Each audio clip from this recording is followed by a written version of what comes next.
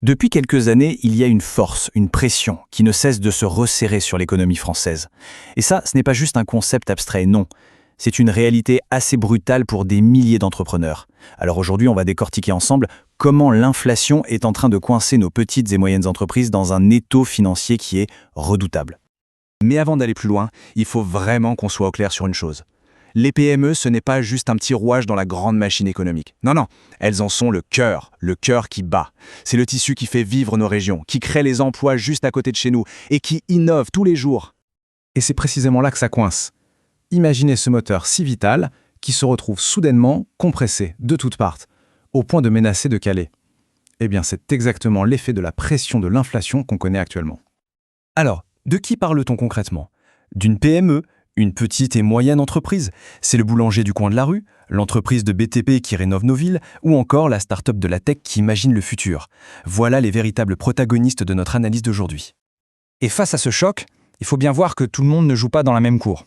D'un côté, on a les grands groupes, les Goliaths de l'économie, qui ont le poids nécessaire pour négocier avec leurs fournisseurs et pour absorber les chocs. Et de l'autre, les PME, les David, qui eux encaissent chaque coup de plein fouet et qui voient leurs marges fondre comme neige au soleil. Allez, on plonge dans le vif du sujet. La première mâchoire de cet étau, la plus évidente, c'est bien sûr la flambée spectaculaire des coûts qui viennent de l'extérieur de l'entreprise. Et là, on touche au nerf de la guerre. C'est ce que les experts appellent l'effet ciseau. L'image est hyper parlante. Imaginez une lame de ciseaux. Ce sont les coûts qui explosent vers le haut. L'autre lame, ce sont les prix de vente qu'on ne peut pas augmenter à l'infini. Et au milieu, qu'est-ce qui se passe? Eh bien, la marge de l'entreprise est littéralement cisaillée, pulvérisée. Cette explosion des coûts, elle frappe sur deux fronts en même temps. D'abord, les matières premières. L'acier pour l'industrie, le bois pour la construction, les composants pour la tech, tout flambe. Et puis, il y a le véritable coup de massue, la facture énergétique. Quand les prix du gaz et de l'électricité sont multipliés par 4, pour un artisan ou une petite usine, ce n'est plus une difficulté, c'est une menace directe à la survie. Et les conséquences en cascade sont immédiates et brutales. Les chaînes d'approvisionnement qui paraissaient si solides deviennent hyper fragiles. Essayer de prévoir un budget à plus de 3 mois, ça devient un véritable casse-tête. On en arrive même à un point où certaines entreprises sont forcées de ralentir la production. Non pas par manque de commandes, non, mais juste pour limiter les pertes. Mais l'étau, il a une deuxième mâchoire. Une mâchoire plus insidieuse, parce qu'elle vient de l'intérieur même de l'entreprise. C'est la pression humaine, celle qui concerne les salaires. En fait, c'est une réaction en chaîne tout à fait logique et légitime. L'inflation grignote le pouvoir d'achat de tout le monde, donc forcément, les salariés demandent des augmentations ne serait-ce que pour maintenir leur niveau de vie. Mais pour la PME, ça représente une nouvelle charge qui vient comprimer des marges qui sont déjà à l'agonie. Et ça nous met face à un dilemme. Franchement, il est quasi insoluble. D'un côté, il faut augmenter les salaires pour garder ses talents et pour en attirer de nouveaux. Mais de l'autre, la trésorerie est à sec et c'est tout simplement impossible de s'aligner sur les offres des grands groupes. C'est un vrai casse-tête pour le recrutement.